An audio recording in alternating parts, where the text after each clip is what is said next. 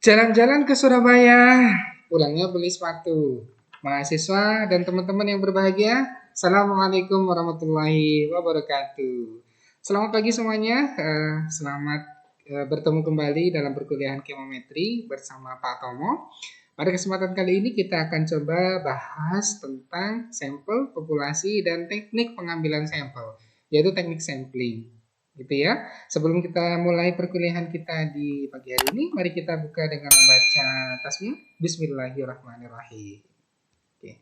Nah, kalau diumpamakan nih, kalau sekelompok orang gitu ya, dalam suatu perkumpulan, dalam teater atau dalam conference gitu ya, atau dalam sebuah pertunjukan gitu ya, itu diibaratkan sebuah populasi, maka yang diambil sebagian gitu ya, yang representatif dari jumlah pengunjung itu adalah disebut dengan sampel gitu ya.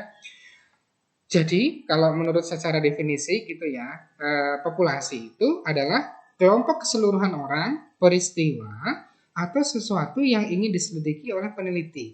Jadi populasi ini tidak hanya berdasarkan apa ya, tidak hanya berdasarkan orang saja, tetapi apa? Bisa peristiwa, sesuatu, atau malah benda, gitu ya. Gitu. Nah, kemudian populasi sasaran itu adalah populasi yang akan nanti kita dituju ya untuk melakukan sebuah eksperimen, gitu ya. Tujuan utama penarikan sampel ini adalah untuk memperoleh apa? Informasi tentang adanya populasi. Misalnya tentang populasi di Indonesia, gitu ya. Tentu perlu adanya sensus penduduk gitu ya, terkait ada berapa jumlah penduduk yang masih produktif, kemudian yang sudah meninggal gitu ya. Jangan sampai yang sudah meninggal itu termasuk yang dihitung dalam sebuah sensus penduduk gitu ya. Begitu juga tentang adanya sensus ekonomi gitu ya, untuk mengukur kapasitas atau mengukur tingkat pendapatan dari masing-masing orang. Itu juga banyak yang dilakukan oleh BPS gitu ya. Oleh karena itu sejak awal perlu mengidentifikasikan populasi secara apa? Secara tepat dan akurat gitu ya, secara akurasi dan presisi. Contoh misalnya di sini nih, populasi sasaran untuk penelitian bursa saham itu adalah para ekonom dan akuntan gitu ya. Sedangkan populasi sasaran untuk calon mahasiswa potensial tentunya adalah mahasiswa SMA, MA atau MK, SMK gitu ya. Jadi bukan mahasiswa, bukan SMP atau SD gitu ya. Karena apa? Kita ingin mengeksperimen calon mahasiswa yang potensial untuk masuk dalam sebuah perguruan tinggi gitu ya, entah perguruan tinggi negeri maupun perguruan tinggi swasta gitu ya. Maka yang dituju itu adalah ya siswa SMA ya atau MA, ya nggak apa-apa gitu ya. Lalu apa yang disebut dengan sampel gitu ya, apa yang disebut dengan elemen gitu ya. Kalau diibaratkan nih, kita naik pesawat ya, pesawat mungkin ya bisa pesawat Garuda Indonesia atau pesawat Turki Airlines dan lain sebagainya. Jika terdapat 200 penumpang pesawat gitu ya, dalam suatu penerbangan, maka setiap penumpang pesawat tersebut merupakan elemen dari populasi gitu ya, setiap penumpang gitu ya. Sampelnya apa? Maka sampelnya adalah beberapa anggota atau suatu bagian dari populasi gitu ya. Hal ini mencakup sejumlah anggota yang dipilih dari populasi, sehingga sebagian elemen dari populasi merupakan sampel. Jadi sampel gitu ya. Sampel ini adalah bagian dari elemen gitu ya. Sampel ini adalah bagian dari elemen. Nah, elemen ini merupakan bagian dari populasi, gitu ya. Nah, yang mau diteliti yang mana? Biasanya cuma ini, karena tidak mungkin kita mengukur semua elemen atau semua populasi. Elemen itu adalah unsur, gitu ya. Misalnya kalau di dalam kimia ya, kalau di dalam kimia itu kan ada sistem periodik unsur ya. Sistem periodik unsur itu kan disebut dengan elemen, gitu ya. Nah, kalau kita ingin bilang masalah, misalnya cuma mau ngambil sampel yang unsurnya termasuk unsur logam, maka yang diambil adalah unsur logam aja. Bisa golongan 1A, 2A, ataupun golongan logam transisi. Yang non logam tidak diambil, gitu ya. Begitu juga kalau misal kita mau ngambil dari sekian banyak unsur gitu ya, ada 118 unsur yang ada di sistem periodik unsur ditambah dengan golongan aktinida dan laktanida, maka kita mau ukur misalnya unsur yang sifatnya atau bentuknya gas, ya diambil yang bentuk gas saja ya. Bisa gas halogen, bisa gas mulia gitu ya, dan gas yang lain gitu ya. Itu termasuk pemilihan sampel gitu ya. Ini penting ya dalam penelitian ya, karena apa? Karena berkaitan dengan kredibilitas mutu penelitian serta biaya penelitian yang harus dibayar. Coba kalau misal kita melakukan penelitian pada semua populasi gitu ya yang ada di Indonesia gitu ya. Nah, maka untuk penarikan kesimpulannya pun agak berat gitu ya, karena mengeluarkan biaya yang cukup tinggi gitu ya. Nah, alasan diperlukannya sampel dalam penelitian ini karena kita sulit untuk mengambil seluruh populasi, yaitu sensus gitu ya. Beda sama sensus ya. Kalau sensus kan semua populasi. Menjadi data penelitian. Karena apa? Populasi demikian banyaknya sehingga dalam prakteknya tidak mungkin seluruh elemen diteliti gitu ya. Kalau misal dilakukan penelitian dalam populasi semua tidak mungkin dilakukan dalam waktu yang singkat atau sederhana gitu ya. Sementara kalau kita butuh cepat gitu ya datanya, maka kita ambil sampel saja. Termasuk mungkin ketika kalian melakukan sebuah pemilihan ya, pemilihan presiden ataupun pemilihan wali kota, bupati. Nah, itu kan ada quick count ya. Ada prediksi cepat ya siapa yang pemenangnya. Itu juga diambil cuma dari beberapa TPS saja, tidak semua TPS. Mungkin dari satu kecamatan atau dari satu kelurahan hanya diambil 2 atau 3 TPS gitu ya.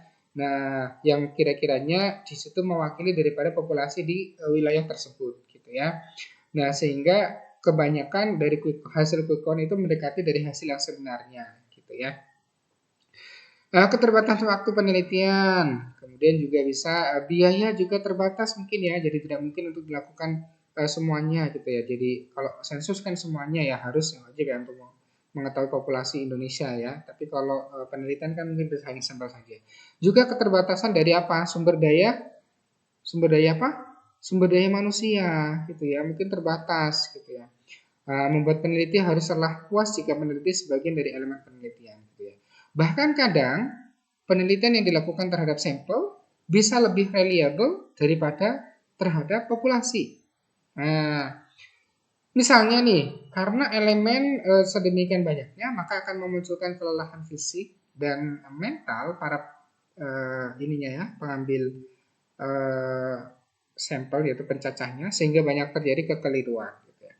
Jika elemen populasi homogen, penelitian terhadap seluruh elemen dalam populasi menjadi tidak masuk akal gitu ya. Misalnya, untuk meneliti kualitas jeruk dari satu pohon jeruk gitu ya, tidak perlu mengambil semua jeruknya diteliti gitu ya.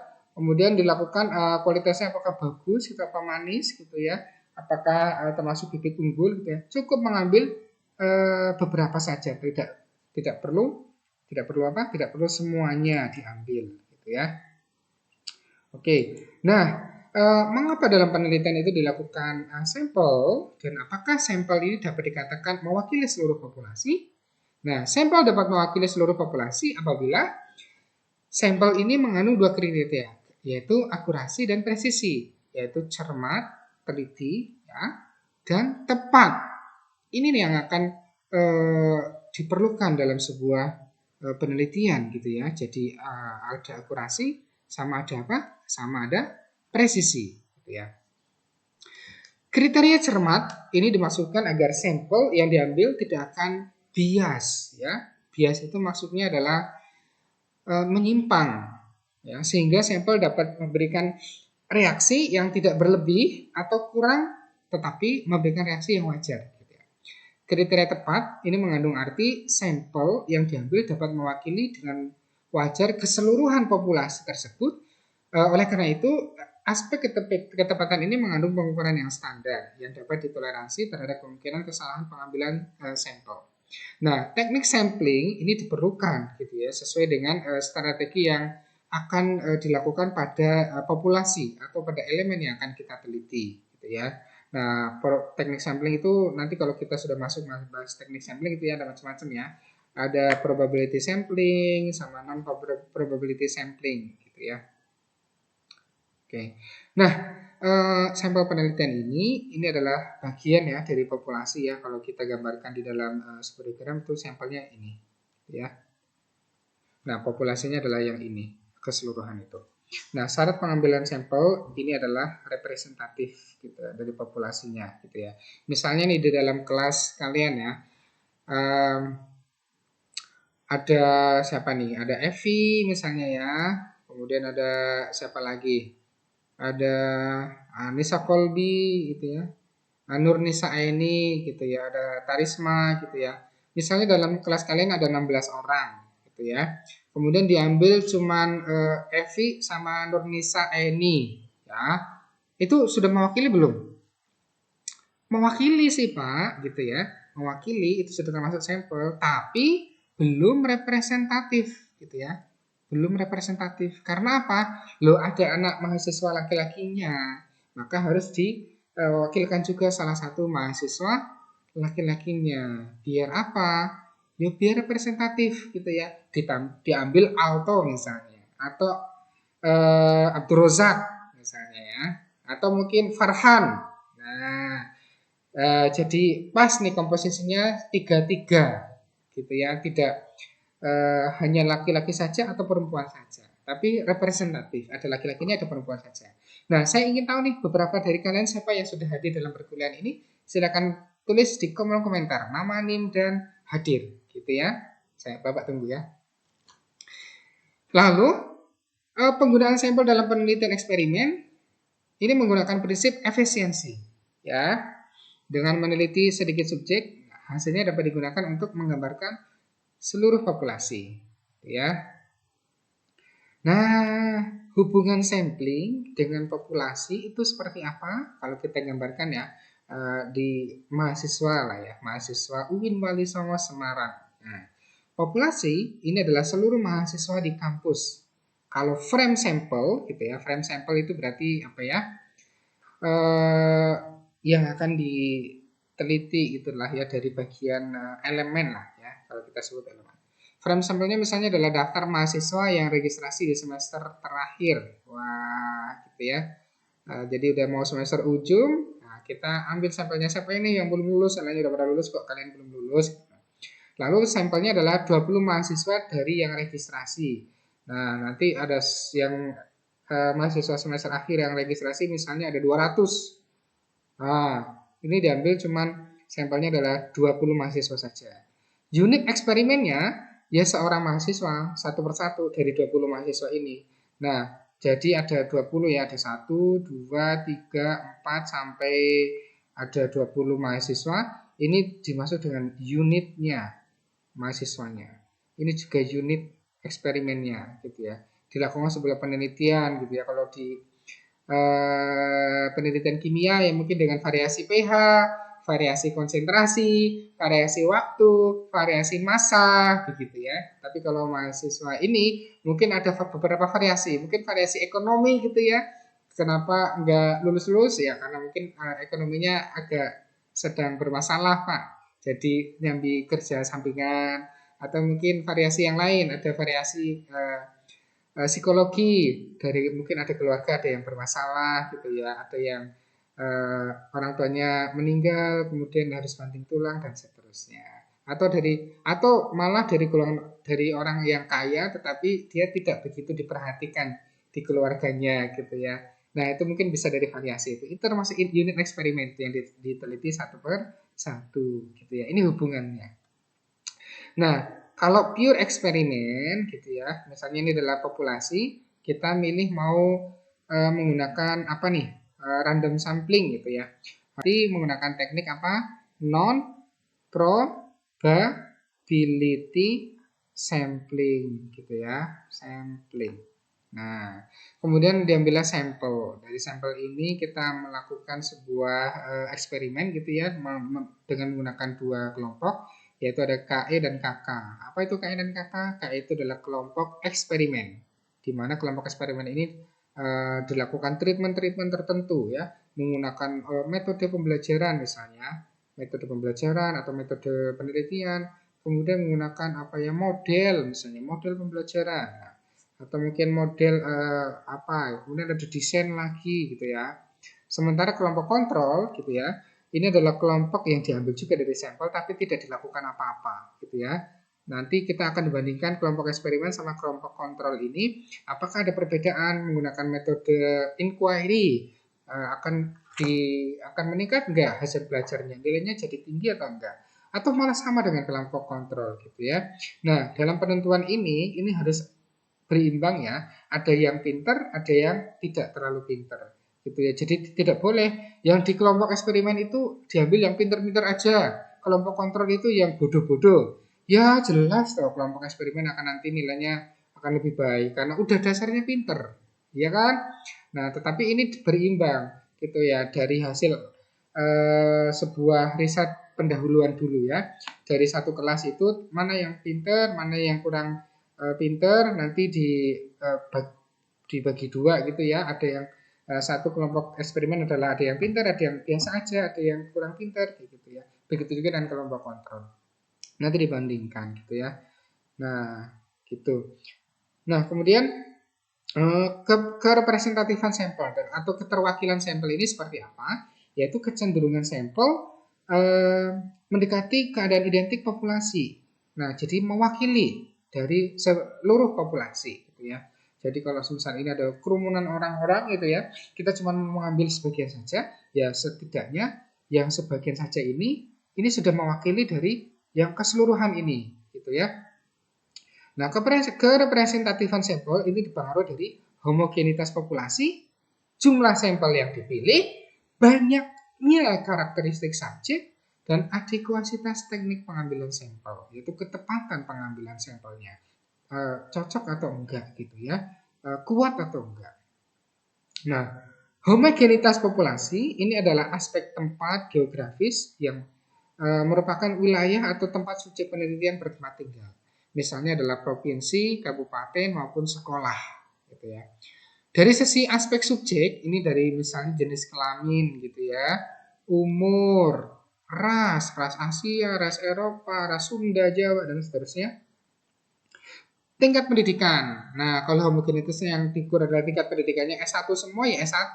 Jangan dicampur sama anak SD atau SMP gitu ya. Maka nanti kecerdasannya pun akan berbeda. Meskipun memang dalam realitinya ada anak SD yang lebih pintar daripada anak kuliahan gitu ya. Kita lihatlah yang ada dari mana itu, dari Jawa Barat ya, dari Depok atau dari Bogor itu ada yang baru berumur 12 tahun ya. Namanya Cendekiawan Suryatmaja ya, Diki panggilannya. Dia sudah kuliah di University of Waterloo, Kanada, meskipun umurnya baru 12 tahun. Dia mengikuti kelas percepatan gitu ya, kelas akselerasi gitu ya. Nah, 12 tahun itu menjadi mahasiswa termuda di sana. Padahal Universitas Waterloo itu universitas yang cukup bagus ya, cukup terkemuka di Kanada gitu ya. Berarti artinya anak lulus 12 tahun usia berapa sih, harusnya SMP ya, tapi itu udah kuliah. Berarti bahasa Inggrisnya juga pasti udah bagus ya. Anak Indonesia itu, bukan anak luar negeri. Nah, kemudian sejarah kehidupan dan intelijensi. Aspek sosial yang mencakup kelas sosial, keluarga, dan lingkungan sosialnya. Gitu ya.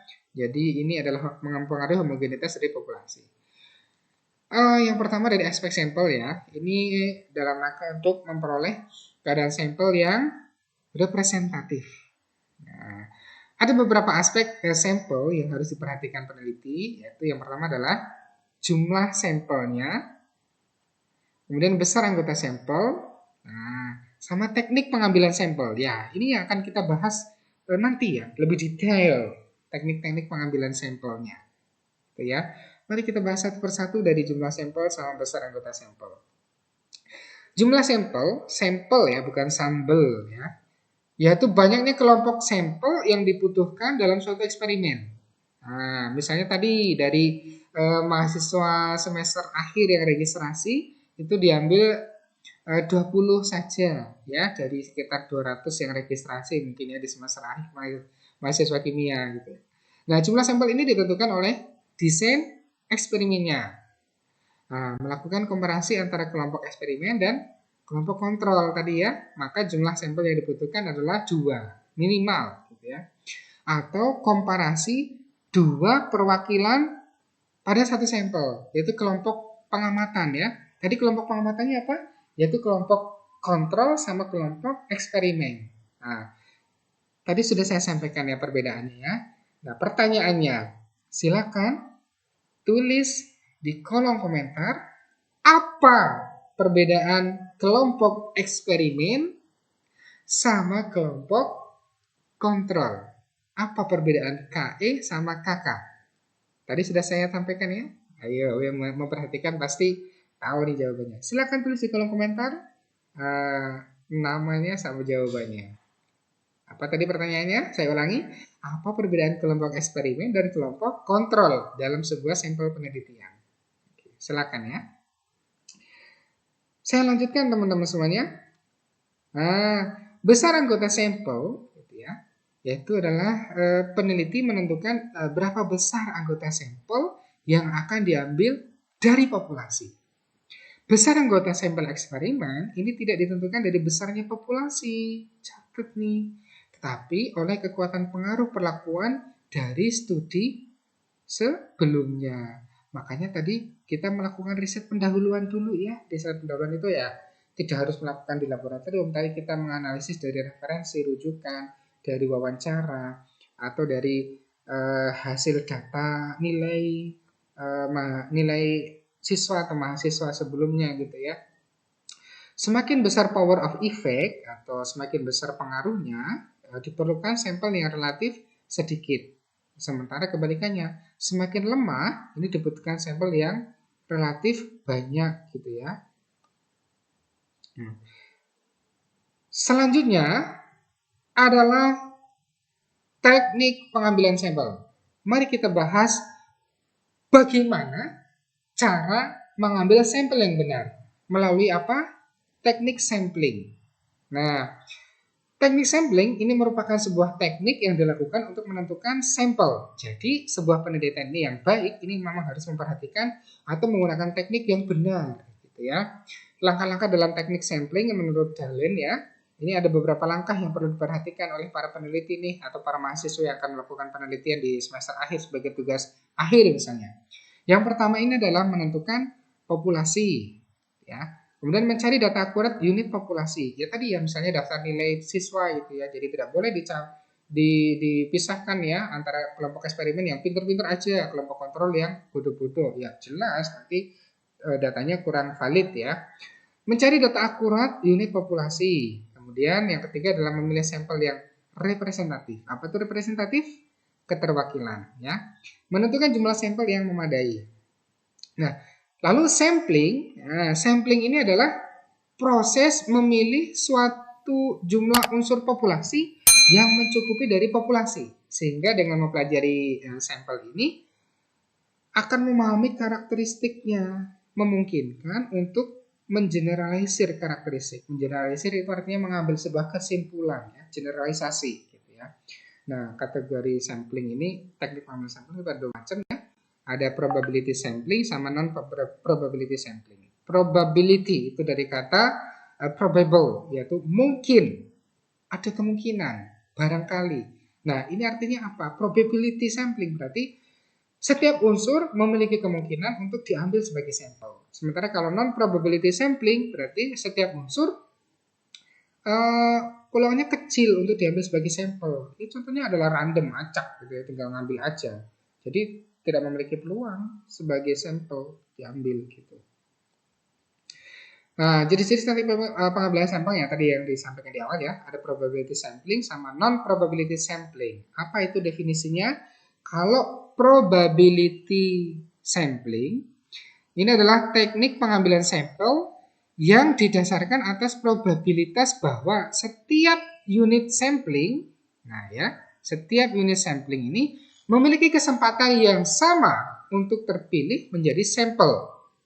Kalau non-probability sampling, ini adalah teknik pengambilan sampel yang besarnya peluang anggota populasi untuk terpilih menjadi sampel ini nggak ketahui, tidak diketahui. Nah, Jadi tidak memiliki kemungkinan diambil gitu ya, karena yo asal ambil aja gitu ya. Non probability sampling gitu ya. Jenisnya apa aja? Jenis-jenis dari probability sampling sama non probability sampling. Nah, ini yang akan kita bahas gitu ya nanti. Kemudian ada ukuran sampel itu ya. Cara sampel yang baik itu adalah presisi, yaitu ketepatan gitu ya. Seberapa dekat estimasi peneliti berdasarkan sampel yang terpilih terhadap karakteristik yang sebenarnya dari populasi. Sementara tingkat kepercayaan, confidence, ini derajat kepercayaan ini atau ketelitian ini mengambil sebuah sampel, yaitu confidence levelnya 95% maupun 99%, yaitu tingkat kepercayaannya itu 95% atau 90%. Jadi errornya kalau misalnya nih, nah ini menggunakan uji signifikansi nih, uji untuk mengukuran sampel ya, pakai uji signifikansi. Uji signifikansi itu macam-macam ya, ada uji T, ada uji F misalnya, gitu ya, ada uji Z gitu ya. Nah, uji T apa, uji F apa, nanti ada di materi selanjutnya ya. Nah, ini menggunakan tingkat kepercayaan atau selang kepercayaan gitu ya, ada selang kepercayaan, selang kepercayaan atau confidence level, misalnya 95%. Nah, berarti ada kemungkinan errornya ada 5%. Nah, gitu ya. Ada juga yang misalnya confidence levelnya, saya pakai CL ya, confidence levelnya sekitar mungkin 97%. Berarti errornya ya sekitar 3%. Nah, mau pakai yang mana gitu ya? Boleh nanti dicari menggunakan rumus ya. Semakin tinggi confidence level, maka semakin dapat dipercaya data tersebut. Gitu ya. Jadi tidak diragukan. Ukuran sampel ini dapat pula ditentukan dengan menggunakan rumus Slovin ya. Dengan rumus N, nah ini cara mencari ukuran sampel nih. Sama dengan N besar per 1 plus N besar dikalikan E kuadrat.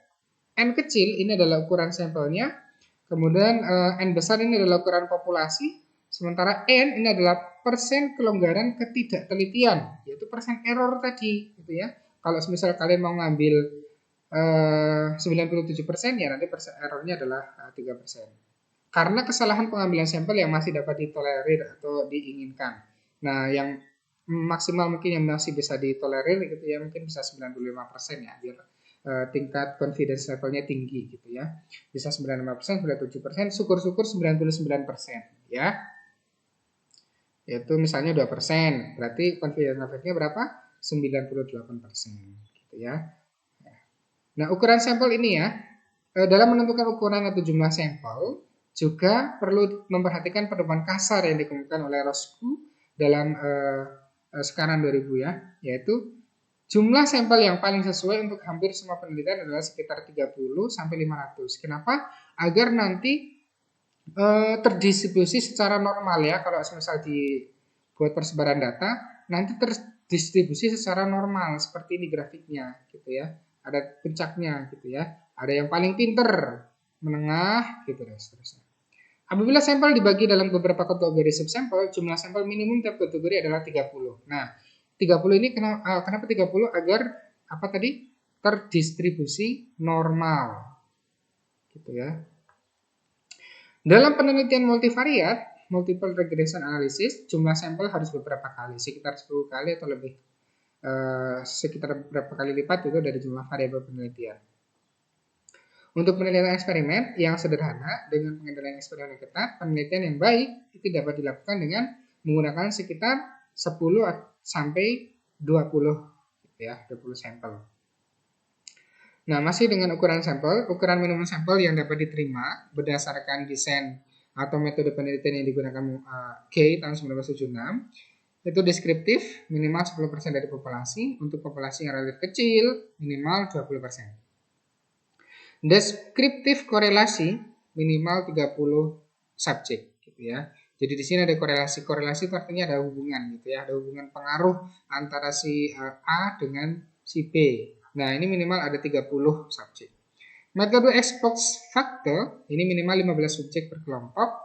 Metode eksperimen minimal juga 15 subjek gitu ya. Penggunaan kaidah ini disesuaikan dengan kondisi populasi dan keadaan yang lain yang berkaitan gitu ya. Ada the power of effect-nya itu tadi yang dibahas awal. Nah, ini kembali lagi dari jenis teknik sampling gitu ya. Jadi jenis-jenis teknik sampling itu ada berapa? Ada dua. Ada probability sampling sama non-probability sampling. Probability sampling, ini ada simple random sampling gitu ya. Ada stratified random sampling gitu. Ada proportionate dan disproportionate sampling. Oh, berarti kalau seperti itu nanti saya akan revisi ya, akan saya ulang lagi bahwasanya yang tadi ya, yang mana tadi? Ya, ini menggunakan random sampling berarti setiap orang memiliki peluang untuk dijadikan sebagai sampling. Ya, berarti kalau random ini berarti termasuknya apa? Probability sampling ya, bukan non probability, tapi termasuk probability sampling. Ya, oke, saya kembali lagi ke tadi teknik sampling, jadi sampling tadi ya. Nah, sini. Nah, ini dia jenis teknik sampling. Kemudian ada lagi yang probability sampling, cluster sampling, ya, area sampling sama double sampling. Kalau yang non probability sampling, ini ada systematic sampling, quota sampling, convenience sampling, atau accidental sampling gitu ya, sampel secara kecelakaan, berarti maksudnya adalah secara tiba-tiba gitu ya, secara asal ambil.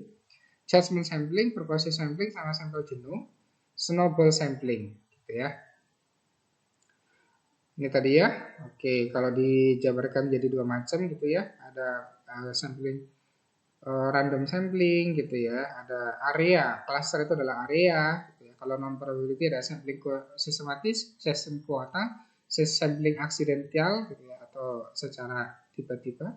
Ada purposive sampling sama sampling jenuh. Sama snowball sampling. Snowball itu bola salju ya. Jadi bola salju diibaratkan nanti di apa namanya? Digelundungke, di apa gelindingkan, apa bahasa Indonesia ini ya, ke bawah. Nanti yang kena bola saljunya itu jadi sampel gitu. Dengan catatan para populasinya itu diam ya. Teknik sampling yang pertama ini adalah simple random sampling, dari termasuk probability sampling ya. Jadi saya ulang lagi, probability sampling ini adalah teknik sampling yang memberikan peluang yang sama bagi setiap unsur atau anggota populasi untuk dipilih menjadi anggota populasi atau anggota sampel. Nah, simple random sampling ini dikatakan simple karena sederhana, gitu ya. Karena pengambilan sampel anggota populasi ini dilakukan secara acak, tanpa memperhatikan kasta, tanpa memperhatikan jabatan atau strata yang ada dalam populasi itu. Cara demikian ini bila anggota populasi ini dianggap sebagai anggota yang homogen. Jadi populasi homogen diambil secara acak, gitu ya, sampel yang representatif, gitu, dihasilkan. Nah, simple random sampling memang ada kelebihan sama kekurangan ya. Jadi seluruh elemen dalam populasi diperhitungkan dan tiap elemen mempunyai kesempatan yang sama untuk dipilih sebagai objek. Nah, kelebihannya kemampuan generalisasi hasil penemuan tinggi. Kelemahannya tidak seefisien stratified sampling. Nah, setiap unsur populasi harus mempunyai kesempatan yang sama untuk bisa dipilih menjadi sampel. Prosedurnya untuk kesimpulan sampling adalah susun sampling frame. Sampling frame itu ya tadi ya, dari mahasiswa yang registrasi semester akhir. Tetapkan jumlah sampel yang akan diambil. Misalnya ada 20 tadi ya, kita ambilkan ya, dari 200 misalnya. Tentukan pemilihan alat pemilihan sampel dan pilih sampel sampai dengan jumlah memenuhi, gitu ya. Kemudian yang kedua adalah stratified random sampling. Stratified itu berarti dibagi dalam sebuah kelompok-kelompok ya, atau proporsi-proporsi tertentu ya. Nah, populasi dibagi ke dalam kelompok tertentu, kemudian diambil subjek peneliti ya.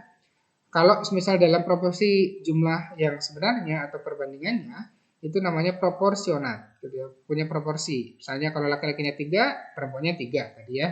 Kalau berdasarkan kriteria selain jumlah populasi sebenarnya itu adalah disproporsional. Proporsi itu memiliki kesamaan atau mungkin memiliki proporsi ya, memiliki tingkat perbandingan yang sama lah. Kelebihannya ini adalah paling efisien di antara semua desain probabilitas ya. dari kelompok terwakili jumlahnya. Kelemahannya, stratified itu harus memiliki arti tertentu, lebih memakan waktu dibandingkan simple random sampling, ya jelas ya. Kerangka populasi untuk tiap kelompok strata ini diperlukan. Jadi kalau misal simple random sampling itu tidak memperhatikan strata atau kasta, tapi kalau misal dari stratified random sampling ini kita memerlukan pengelompokan atau strata. Yang SD ya SD, SMP ya SMP, SMA ya SMA, SMK ya SMK, MA ya MA, gitu ya. Perguruan tinggi juga perguruan tinggi. Nah, tadi kan kalau stratified random sampling itu dibagi dua ya, proportionate sama disproportionate. Nah, kita jelaskan di sini nih. Nah, gitu ya, dalam strata ini cara-caranya gitu ya. Sama seperti tadi sebenarnya, cuman bedanya nanti di dalam sampel tersebut dibuat strata ya, strata secara acak gitu ya. Oke, kita bahas yang pertama dulu, proportionate stratified random sampling. Nah, ini stratified dari kata strata. Strata itu ya kasta ya. Oh ya kasta ya, kalau di agama Hindu biasanya kan ada kasta-kasta tertentu ya, gitu ya. Ada kasta Waisa, Sudra, Brahmana, apalagi ya. Nah, saya kurang paham. Setahu saya itu. Teknik ini digunakan bila populasi mempunyai anggota atau unsur yang tidak homogen dan berstrata secara proporsional. Nah, suatu organisasi yang mempunyai pegawai dari latar belakang pendidikan, maka populasi pegawai itu berstrata. Misalnya populasinya adalah SD cuma 50, SMP 100, SMK 500, sekolah menengah yang lain gitu ya, STM maupun yang SMK 500, yang sekolah menengah ini ada SMA ya, atau MA ini 300, S1 50. Ini dari jumlah pegawai ya, dari yang tadi misalnya. Kemudian sampelnya gitu ya, diambil SD-nya ini cuma 14, SMP-nya 28 gitu ya. SMK-nya dari 139, sekolah menengahnya ini diambil 35 gitu ya, nggak kelihatan di sini ya karena grafiknya seperti itu. S1-nya adalah 14 gitu ya. Jadi sama ya, misalnya di sini SD-nya 50, SD-nya 14. Di sini S1 populasinya 50, maka S1 yang sampelnya juga diambil 14, sama gitu ya. Jadi ini SMP 100, ini 28 gitu. Intinya proporsinya atau persentasenya adalah berapa persen? Ya, misalnya kalau yang SD gitu ya, itu kan ada 14 per 50 kali 100% gitu ya. Berarti sekitar 28%. Maka untuk mengambil yang SMK itu ya misalnya berapa tadi? 500 ya. 500 ya untuk sampelnya, sampel yang SMK. Cara menghitungnya ini berarti 28% kali 500 gitu ya. Ketemunya adalah 139 gitu. Biar adil ya, mempunyai strata-strata tertentu. Oke, saya lanjutkan. Sementara kalau yang disproporsionat gitu ya, yang dis berarti yang tidak ini ya, stratified random sampling.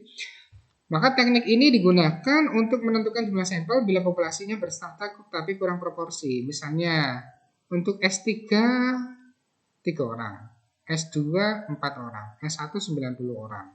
Beda jauh ya dari ke lulusan perguruan tingginya. SMA 800, SMP 700, maka 3 orang lulusan S3 dan 4 orang S2 ini diambil semua sebagai sampel gitu ya. Ya masa cuma satu orang kan nggak proporsi ya, tidak memiliki proporsi yang seimbang. Nah, karena dua kelompok terlalu kecil bila dibandingkan dengan kelompok yang S1, SMA maupun yang SMP. Gitu ya, maka diambil semua aja yang S2 sama S3. Nah, selanjutnya adalah cluster sampling. Yang ketiga tadi ya. Kalau tadi kan yang probability sampling yang pertama adalah simple random sampling, yang kedua adalah stratified random sampling, yang ketiga adalah cluster sampling. Cluster itu artinya area atau daerah, gitu ya. Maka definisinya gitu ya, yaitu bila objek yang akan diteliti atau sumber data sangat luas, misal penduduk dari suatu negara, provinsi atau kabupaten. Untuk menentukan penduduk mana yang akan dijadikan sumber data, maka pengambilan sampel berdasarkan daerah populasi yang ditetapkan. Nah, teknik ini biasanya diterjemahkan juga dengan cara pengambilan sampel berdasarkan gugus. Kalau di sekolah-sekolah kan ada gugus ya, ada gugus kalau di Semarang Barat itu ya, SD atau SMP atau SMA, ada gugus Ngalian, ada gugus Micin, gugus Tugu, kemudian ada gugus Semarang Barat gitu ya, ada gugus Gunung Pati, atau mungkin ada gugus yang lainnya gitu ya. Tapi kalau semisal sudah masuk SMP SMA biasanya pakainya superior.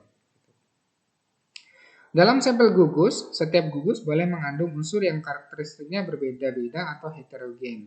Nah, kelebihan dalam klaster geografis, biaya pengumpulan datanya rendah. Gitu ya. Kelemahannya paling kurang dapat diandalkan dan kurang efisien di antara desain probabilitas yang lain. Karena sub-sub dari kelompok ini lebih cenderung homogen daripada heterogen. Gitu ya. Nah, prosedur cluster sampling yang pertama adalah susun sampling frame berdasarkan gugus ya. Gugus tadi yang misalnya ada mahasiswa semester akhir registrasi gitu toh. Tentukan beberapa gugus yang akan diambil sebagai sampel. Misalnya ada di sini ada 6 gugus ya. Kalau di gugus Semarang Barat misalnya ada sekitar 6 gugus gitu ya. 6 gugus ini mau diambil dari beberapa gugus ini ada 6 atau mungkin misalnya 12, diambil cuma 3 gugus saja. Pilih gugus sebagai sampel dengan cara acak, tadi ya diacak. Teliti setiap sampel yang ada dalam gugus sampel. Nah ini nih, misalnya populasi daerah ya. Di Jawa Tengah misalnya, Jawa Tengah ada Kabupaten Cilacap, Banjarnegara, Purbalingga, Pati, Rembang, Kudus, Brebes, Tegal, Purworejo, Grobogan, apalagi yang belum saya sebutkan ya, Surakarta, Sukoharjo, Klaten, mana lagi lah yang di Jawa Tengah. Diambil dengan random di tahap 1, mungkin dari wilayah gugus yang paling utara, daerah utara, ya kota Semarang, Kudus, Pati misalnya. Dari bagian selatan, itu ya bagian ngapak-ngapak gitu ya, ada Cilacap, Kebumen, Purbalingga. Atau dari wilayah barat, paling barat Jawa Tengah apa? Brebes ya, Brebes, Bumiayu, Bumiayu maksudnya Brebes ya. Kemudian nama lagi Tegal, Laka-Laka, gitu. Bagian wilayah timur misalnya Grobogan, Blora, Purwodadi, atau mana lagi gitu ya.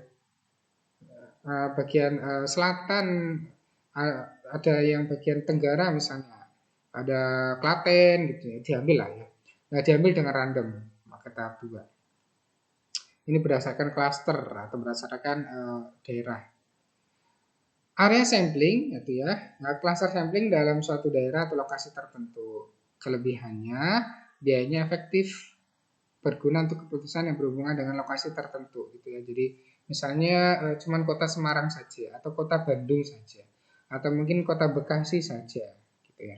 Kelemahannya memakan waktu untuk mengumpulkan data suatu lokasi, ya jelas ya. Misalnya ini untuk ambil quick count ya. Kemudian di dalam probability sampling juga ada yang namanya double sampling ya, ada double sampling. Itu sampel atau subsampel yang sama diteliti 2 kali gitu ya, biar teliti akurat gitu ya. Ini kelebihannya menawarkan informasi yang lebih rinci dalam topik penelitian. Kalau kelemahannya original bias individu mungkin tidak senang merespon untuk kedua kali. Kemungkinan ya seperti itu ya kelemahannya. Tapi kalau semisal orangnya atau objeknya itu bisa dilakukan 2 kali, ya nggak apa-apa. Kadang kan mungkin ada orang yang kurang suka gitu ya. Loh kemarin udah dilakukan penelitian kok sekarang datang lagi gitu ya. Ngapain diteliti lagi gitu ya. Nanti aku mengeluarkan snack lagi gitu. Ya alo ya. Yang mungkin saja gitu ya. Nah, kalau yang non probability sampling, tadi sudah ya yang probability sampling ya, ada simple random, stratified random sampling, cluster sampling, sama area sampling. Nah kalau yang non probability sampling ini adalah sampling sistematis, gitu ya. Sampling sistematis atau systematic sampling ini adalah teknik penentuan sampel berdasarkan urutan dari anggota populasi yang telah diberi nomor urut. Misal anggota populasi yang terdiri dari 100 orang, dari semua anggota itu diberi nomor urut. Yaitu nomor 1 sampai dengan nomor 100, pengambilan sampel dapat dilakukan dengan nomor ganjil saja, genap saja, atau kelipatan dari bilangan tersebut. Misalnya, kelipatan dari bilangan 5, maka untuk ini maka yang diambil sebagai sampel adalah nomor 5, 10, 15, 20 seterusnya sampai 100. Nah, gitu ya. Sebentar, saya akan cek dulu nih hasil rekamannya. Masih jalan atau tidak? Oke, masih jalan, alhamdulillah. Saya balik lagi di sini.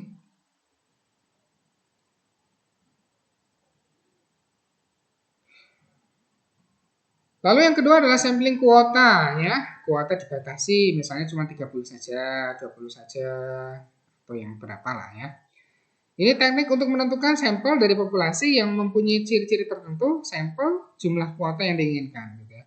Kelebihannya sangat berguna bila partisipasi kelompok minoritas. Ini diperlukan dalam suatu penelitian.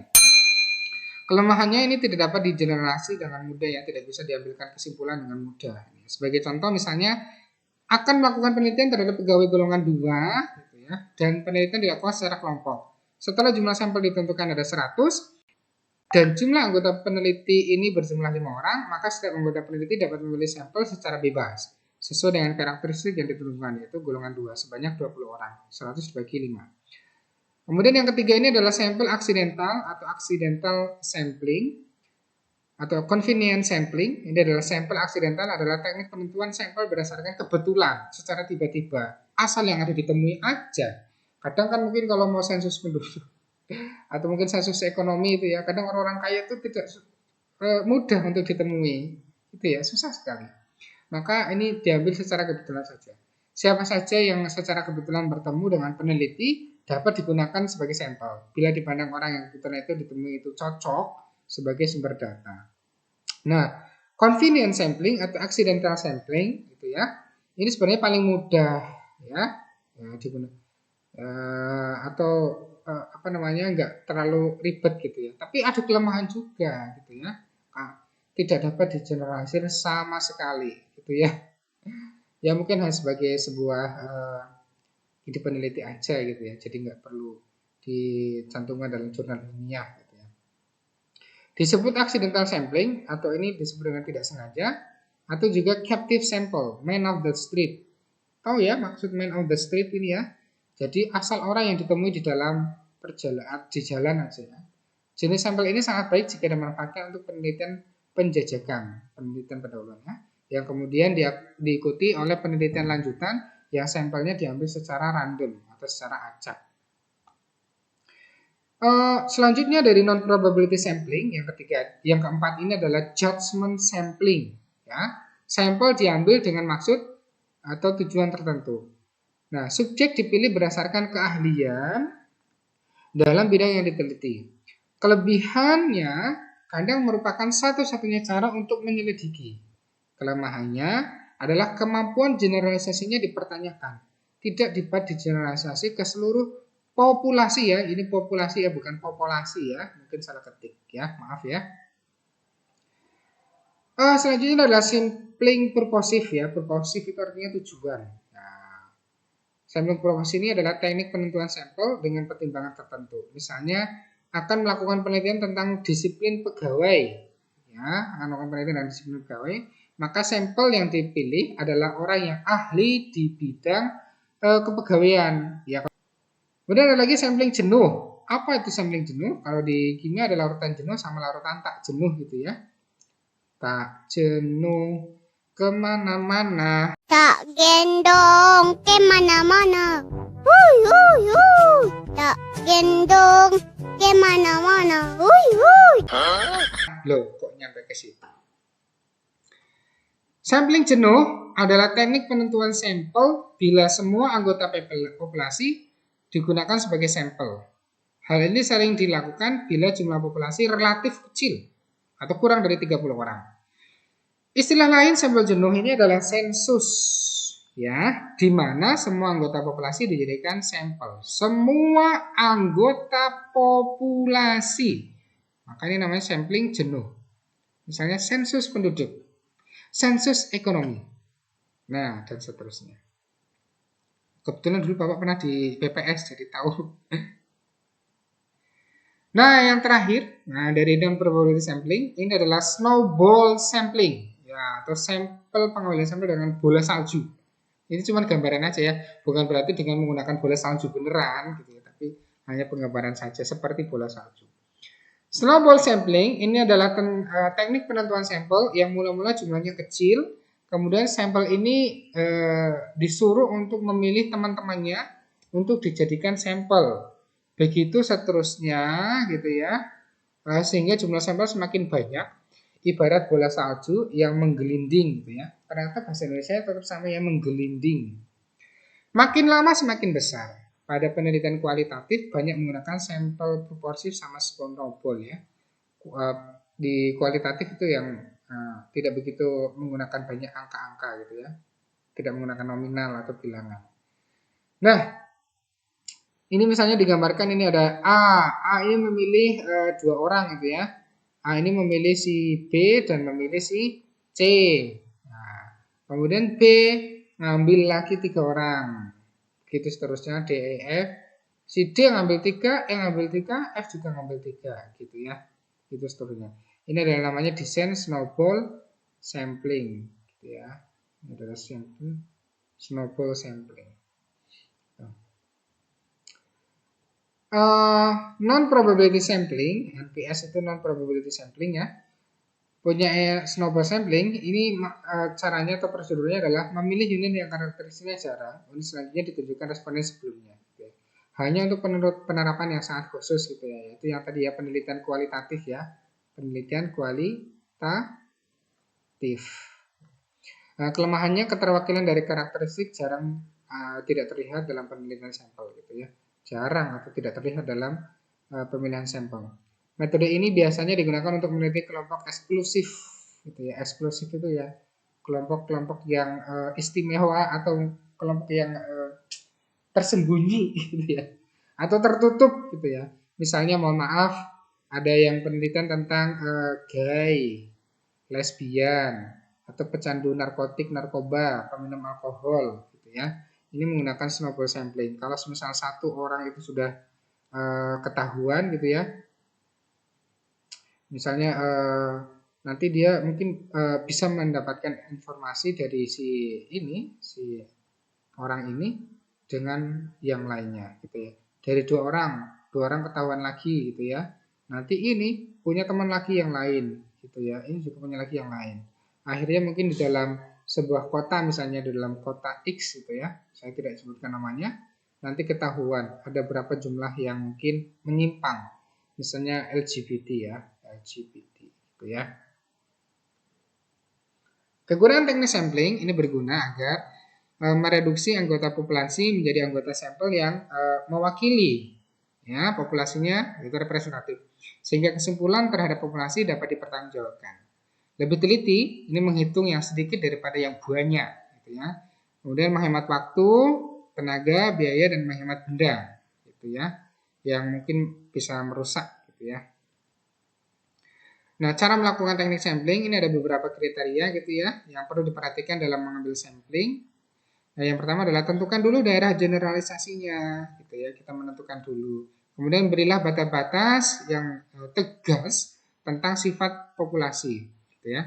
Tentukan sumber-sumber informasi tentang populasi, pilihlah teknik sampling dan hitung besar anggota sampel tadi ya, yang sesuai dengan tujuan penelitiannya dengan rumus tadi ya. Untuk menghitung ukuran sampelnya atau jumlah sampelnya. Rumuskan persoalan yang akan diteliti. Tentukan atau cari keterangan mengenai populasi yang akan diteliti. Ya, definisi unit-unitnya ini istilah yang diperlukan. Tentukan unit sampling yang diperlukan. Tentukan skala pengukuran yang akan dipergunakan. Cari keterangan yang ada kaitannya dengan permasalahan yang akan dibahas. Kemudian tentukan ukuran sampel yang akan dianalisis. Gitu ya. Nah, caranya ini adalah kalau tadi definisinya, sekarang adalah caranya. Menentukan daerah generalisasinya. Jadi banyak penelitian menurun mutunya karena generalisasi kesimpulan terlalu luas gitu ya. Penyebabnya ialah karena peneliti ingin agar hasil penelitiannya berlaku secara meluas dan menganggap sampel yang dipilihnya sudah mewakili populasi. Kemudian tadi memberikan batas yang tegas tentang sifat-sifat populasi. Populasi ini tidak harus manusia ya. Populasi dapat pula berupa benda-benda yang lain. Semua benda-benda yang akan dijadikan populasi Harus ditegaskan batas-batas karakteristiknya sehingga dapat menghindari kekaburan atau kebingungan.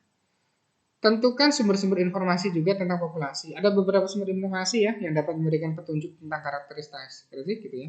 Umpamanya didapat dari dokumen-dokumen ya, dari data nilai misalnya.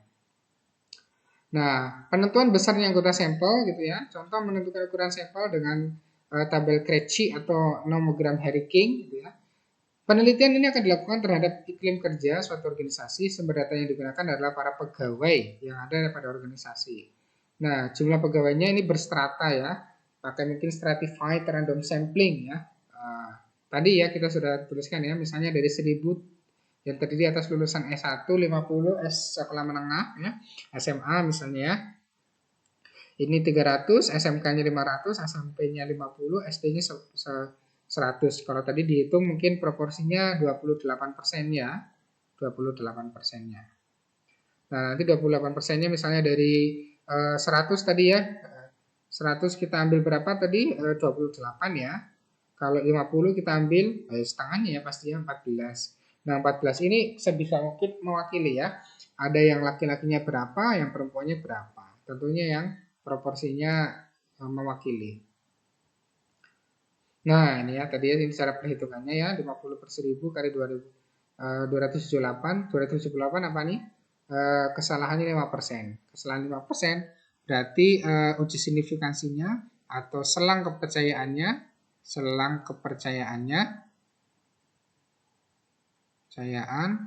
sama dengan 95%.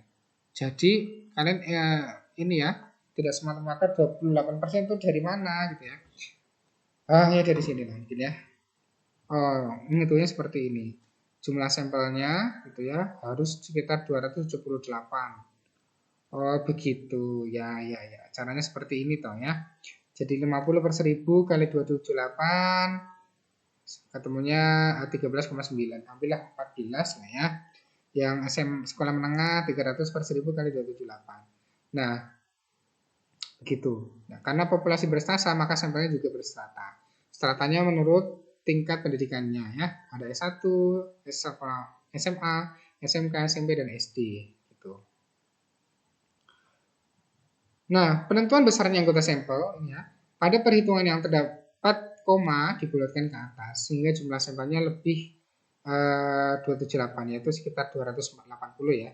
Hal ini lebih aman daripada kurang dari 278 gitu ya. Karena apa? Tadi errornya kan maunya 5% ya, masih bisa ditoleransi. Asal jangan lebih dari 10% ya. Maka gambaran populasinya yang sampel dapat tunjuk adalah seperti ini. Ya. Itu ya. Tadi yang mau mengukur apa misalnya ya, dari pegawai itu ya. Dari tingkat pendidikan itu mau diukur tentang disiplinnya misalnya. Penentuan besar anggota sampel tadi kan sudah ya, tapi ini ada lagi dari rumus tentang hipotesis gitu ya. Bila ukuran sampel lebih dari 100.000, maka peneliti tidak bisa melihat tabel lagi. Oleh karena itu peneliti harus dapat menghitung sendiri. Contoh misalnya, seorang peneliti ingin mengetahui produktivitas kerja pegawai di lembaga A. Maka peneliti berhipotesis bahwa produktivitas kerja pegawai di lembaga A paling sedikit 70 dari tolok ukur ideal yang ditetapkan. Untuk menghitung ukuran sampel atau jumlah sampelnya, sebagai sumber datanya diperlukan rumus sebagai berikut ya. N itu lebih besar daripada PQ per sigma P kuadrat gitu ya. N ini adalah ukuran sampel yang ingin diperlukan gitu ya. P ini adalah persentase hipotesis dinyatakan dengan peluang yang besarnya gitu ya. Peluang yang besarnya berarti sekitar 0,7. Q ini adalah 1 min 0,5 gitu ya. Ini 50%-nya gitu ya. 50%-nya. Sigma P ini adalah perbedaan antara HA sama H0. H0 itu ya hipotesis diterima sama hipotesis ditolak. Kalau HA berarti hipotesis penerimaan, HO itu hipotesis penolakan. Dibagi dengan Z pada tingkat kepercayaan tertentu. Tingkat kepercayaan itu selang kepercayaan itu tadi ada 95% sama 97% atau 99%. Nah, penentuan besarnya anggota sampel misalnya nih ya. Untuk tingkat kepercayaan 68%, Z sama dengan 1. Ini biasanya ada di tabel ya. Ada tabel T nanti ya. Tabel T, ada tabel F gitu ya, ada tabel Z gitu ya. Nanti kalian bisa dicari ini ada macam-macam nih, tabel T, tabel F. Nah, untuk tingkat kepercayaan Z, ini tabel Z berarti ya. Tabel Z ya. Karena pakai uji signifikansi uji Z. Berarti pakai yang ini. Uji Z. Nah, ini sih ada Z sama dengan 1. 68% Z sama dengan 1, 95% Z sama dengan 1,96, 99% Z sama dengan 2,58. Nah, misal taraf kepercayaan 95%, maka Z-nya 1,96. Ya. Sigma P kuadrat sama dengan 70% tadi ya, min 50% per 1,96 kuadrat. Gitu ya. Jadilah 0,2 per 1,96 kuadrat, ketemunya 0,014. Dengan demikian, maka besarnya ukuran sampel yang diperlukan sebagai sumber data pada tingkat kepercayaan 95% ini adalah N sama dengan P kali Q ya, 0,5, P-nya 0,5 tadi ya. P-nya itu adalah persentase hipotesis gitu ya.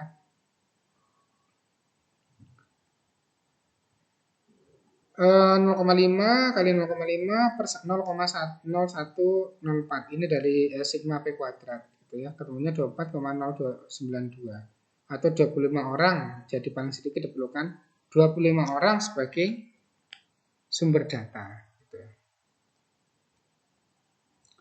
Penentuan besar anggota sampel lagi ini misalnya contoh 2, untuk menaksir beberapa tingkat kepuasan kerja pegawai di lembaga B diperlukan sebuah sampel. Taraf kepercayaan yang dikehendaki adalah 99%. Perbedaan antara yang ditaksir dengan tolok ukur yang ditetapkan tidak lebih dari 10%. Jika diketahui simpangan bakunya adalah 20%, simpangan baku itu adalah standar deviasi ya. Maka ukuran sampel dapat dihitung dengan rumus sebagai berikut ini. N lebih besar dari sama dengan sigma kali Z. Z itu uji signifikansinya, yaitu taraf kepercayaannya, tingkat kepercayaan itu per B kuadrat. N ini adalah ukuran sampel yang diperlukan. B ini adalah perbedaan antara yang ditaksir dengan tolok ukur penafsiran. Ini adalah tadi berapa tadi? 10% ya. Dari sini ya. Ini adalah contoh ya.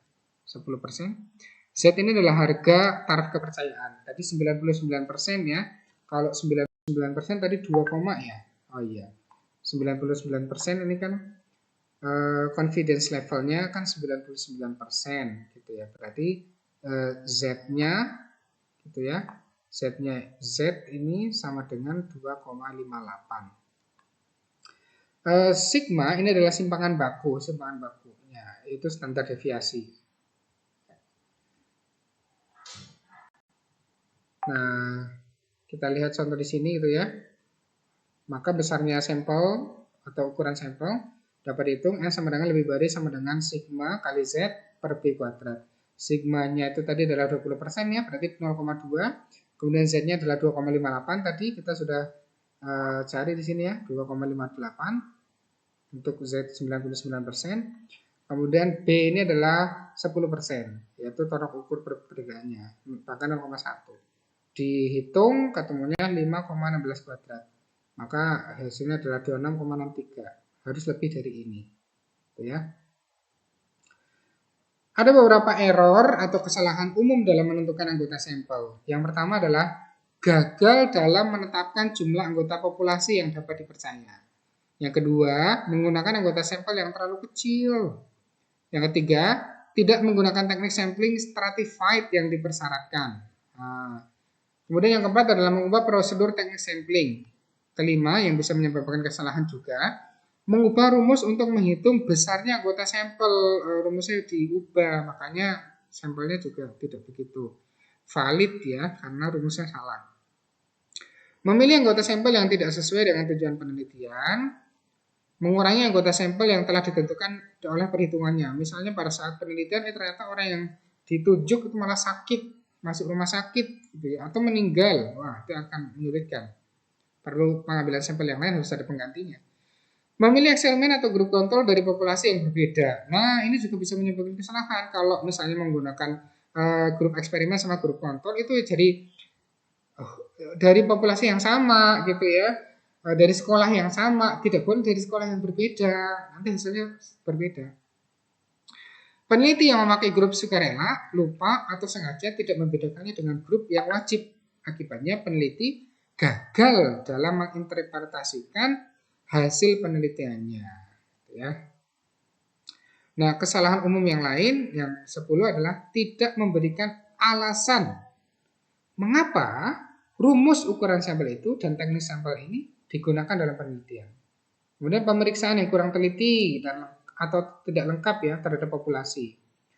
Kekeliruan non-sampling selain teknik sampling tadi ya, penyebabnya adalah populasi tidak didefinisikan sebagaimana mestinya, penyimpangan populasi tidak dipelajari, kuesioner tidak dirancang sesuai dengan keperluan, rumusan dan istilah tidak dipergunakan sebagaimana mestinya, kemudian peneliti kurang memahami isi dari kuesioner sehingga jawaban responden kurang sesuai dengan keinginan. Responden tidak memberikan jawaban yang objektif atau tidak memberikan jawaban, gitu ya. Ini adalah beberapa kesalahan-kesalahan dalam mengambil atau menentukan anggota sampel, gitu ya, yang mungkin bisa menjadikan data penelitiannya atau kesimpulannya atau generalisasinya itu salah, gitu ya. Lalu apa itu generalisasi, gitu ya, sebagai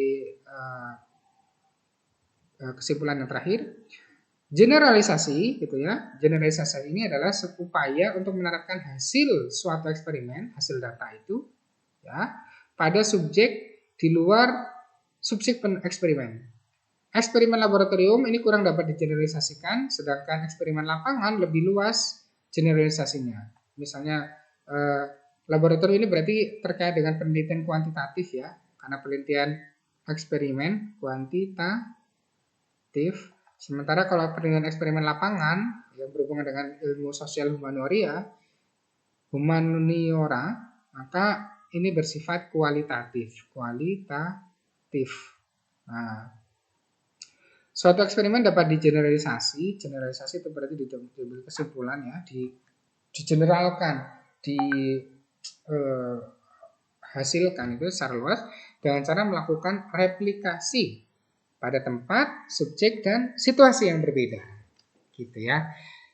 Oke, baik, itu tadi teman-teman semuanya terkait pengertian, contoh, jenis-jenis, dan juga teknik-teknik tentang sampel, populasi, dan teknik pengambilan sampel atau teknik sampling ya.